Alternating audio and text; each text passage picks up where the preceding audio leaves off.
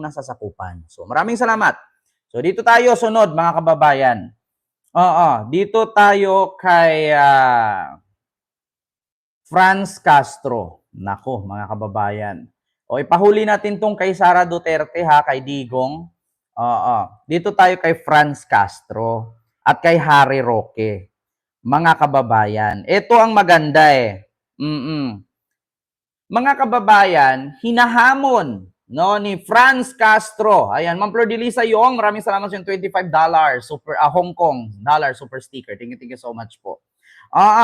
Dito tayo kay Franz Castro. Sabi ni congressman o congresswoman, Franz Castro ng Akbayan, hinamon niya si Attorney Harry Varney Roque na umuwi muna ng Pilipinas. At i-clear ang pangalan, harapin ang problema, at bago ito mag-abu-abugaduhan doon kay Digong sa Netherlands. So ito po, pakinggan nyo po. Hindi ko po ito pwede i-play dito ha. O, kung boses lang ang naririnig ninyo, ipakita ko naman una mukha, tapos igaganon ko kasi makopyright po tayo. At least ito, meron tayong binabasihan at meron tayong pinagkukunan ng source. Di ba? So ito po. O dahil ang pugante po ay tumatakas. Mars, umuwi ka na rito at harapin mo yung yung mga tinatanong ng Quadcom dito at i-clear mo yung sarili mo muna dito, bago ka mag-abuga-abugado kay dating Presidente Duterte. Hinamo ng Makabayan Bloc si Attorney Harry Roque na harapin ang Quadcom kaysa humingi ng asylum sa the Netherlands. Ayon kay House Deputy Minority Leader at Teachers Party List Representative Franz Castro, hindi naman biktima ng political persecution si Roque. May arrest at detention order laban kay Attorney Roque ang House Quadruple Committee o Quadcom dahil sa hindi nito pakikipagtulungan sa investigasyon kaugnay ng illegal Philippine offshore gaming operators o POGOs. Sabi ni Ma'am Shirley Fernandez, mas gusto kong iboto si Franz Castro kaysa kay Amy Marcos. Eto mga kababayan, Harry Roque. Mars, bago ka mag-abu-abugaduhan dyan kay Digong, umuwi ka muna ng Pilipinas, i-clear mo yung pangalan mo at yung kakaharapin mong kaso. Hindi nga daw tumakbo si Roque, hindi daw siya pugante at wala daw siyang tinatakasan na warrant. Nag-release na nga ng warrant ang Quadcom eh. Warrant of arrest. So hindi ba warrant 'yon? Ngunit ayon kay Roque, sadyang hindi pa siya makauuwi ng bansa dahil miyembro siya ng legal team ni dating Pangulong Rodrigo Duterte. Isa umano siya sa magtatanggol sa dating Pangulo sa kinakaharap nitong kaso sa International Criminal Court o ICC. Ulitin ko po ha, fake news po yung sinasabi nilang pugante ako dahil ang pugante po ay tumatakas sa isang arrest warrant na inisyu ng isang hukuman. Ang arrest warrant po ng inisyu ng Kongreso ay para lamang sa isang resource person para dumalo sa isang pagpupulong at mag-tumiti ng mga dokumento. Wala po akong ginawang krimen na naging basihan para sa pag-issue ng warrant of arrest ng legislatura. I cannot come home. I have to defend my president as a member of the list council of the ICC at The Hague. Ayon kay House Deputy Minority Leader at Teachers Party List Representative Franz Castro, haharangin nila ang planong paghingi ng asylum ni Roque sa the Netherlands sa pamamagitan ng Quadcom. Dapat anyang sagutin ni Roque ang mga tanong sa kanya ng 4 House panels, partikular na ang kaugnayan nito sa POGOs. Pangunahin natin yung pagharang through the Quadcom na harangan itong pagsisip ni Harry Roque ng asylum doon sa Netherlands. Kasi doon sa mga batayan na dapat niya munang sagutin yung mga issues na nakapending sa Quadcom. Ito ay iproproseso ng Quadcom at dadaan ito rin sa channel, sa proper channel. Kasi alam naman natin, pwede itong maging government to government ang magiging channel nito. Hinikayat naman ni House Assistant Minority Leader Gabriela Women's Party List Representative Arlene Brosas ang Department of Foreign Affairs at Department of Justice na makipag-ugnayan sa international authorities upang matiyak na haharapin ni Roque ang mga kaso laban sa kanya. Samantala, para sa Malacanang, wala itong nakikitang political persecution laban kay Attorney Roque. Sa halip, ang dapat na ipaliwanag ni Roque ay ang mga ebidensyang nakalap laban sa kanya ng Presidential Anti-Organized Crime Commission o PAOC, kaugnay nga ng kontrobersya sa POGO. Yes. So how could there be a political persecution if all the pieces of evidence are overwhelming. So, wala po tayo nakikitang political persecution. Harapin na lang po niya ang kaso niya po dito. Mas maganda po yan para maipakita niya sa taong bayan na wala po talaga siyang kasalanan. May mga requirement para sa application ng asylum sa the Netherlands batay sa panuntunan ng Dutch government.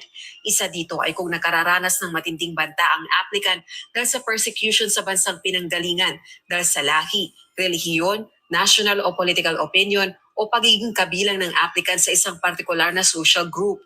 Maaari ring mag-apply ang nakararanas ng matinding banta dahil sa death penalty o execution, torture at iba pang hindi makataong pagtrato. O kaya naman ay dahil ang aplikante ay biktima ng karahasan dahil sa nangyayaring armed conflict sa bansang pinanggalingan. Rosa Licos, UNTV News and Rescue. Diyos ang aming sandigan, serbisyo publiko ang aming pinahahalagahan. Buti may batas na ganyan sa Netherlands, no? Na tumatanggap sila ng mga kriminal at asylum. 'Di ba? Kung ako ganun, bansa ko ganyan, gusto ko malinis sa aking bansa. Oo, bakit ako tatanggap? Nanggaling na nga yan doon, may ginawang hindi maganda. Paano kung paglipat yan dito sa aking bansa, gagawin din niya yan? O, mahirap na. Di ba? Paano kung bomber yan dyan sa Pilipinas? Pag pupunta ng Netherlands, bomber din yan doon. Di sabog kay lahat dyan. Di ba? Yun ang problema, mga kababayan. Yun nga, sabi ni Harry Roque. Oo. At ito na, mga kababayan, bukod kay Harry Roque, no? Meron akong i-share sa inyo na kung saan hindi na pala kasama si Harry Roque, si Sara Duterte, at si Midial Dia bilang abogado ni Duterte.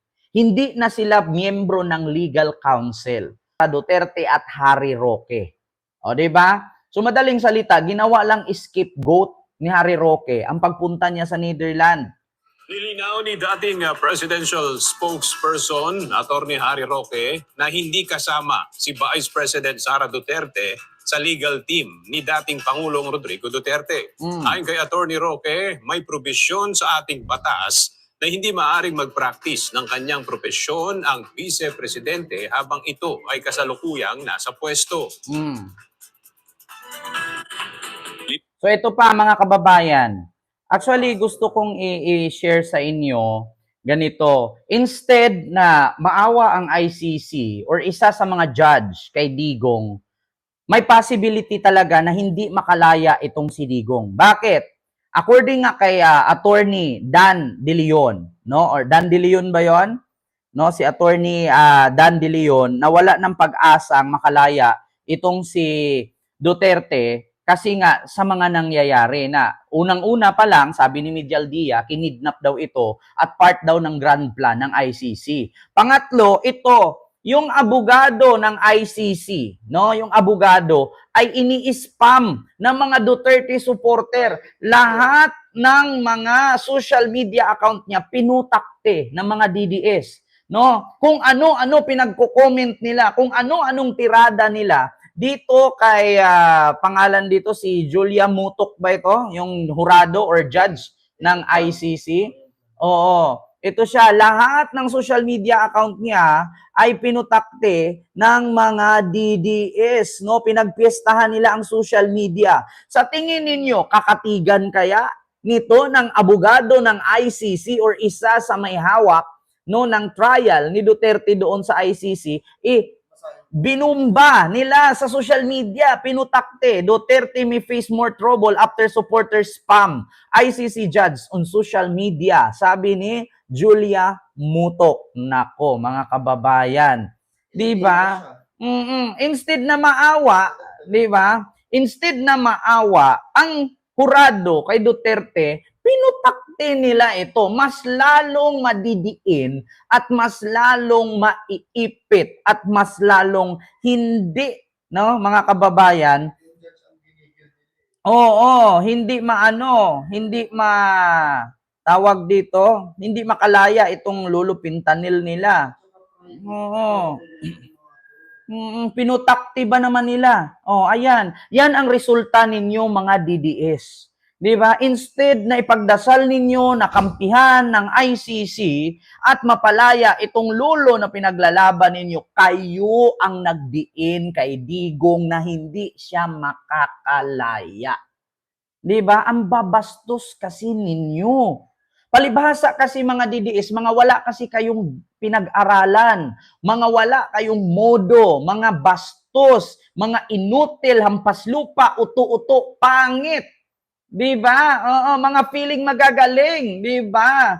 Oo, eto, resulta ninyo. Paano ninyo ngayon palayain itong si Duterte kung kayo mismo gumawa ng hindi ikakalaya ni Digong? Di ba?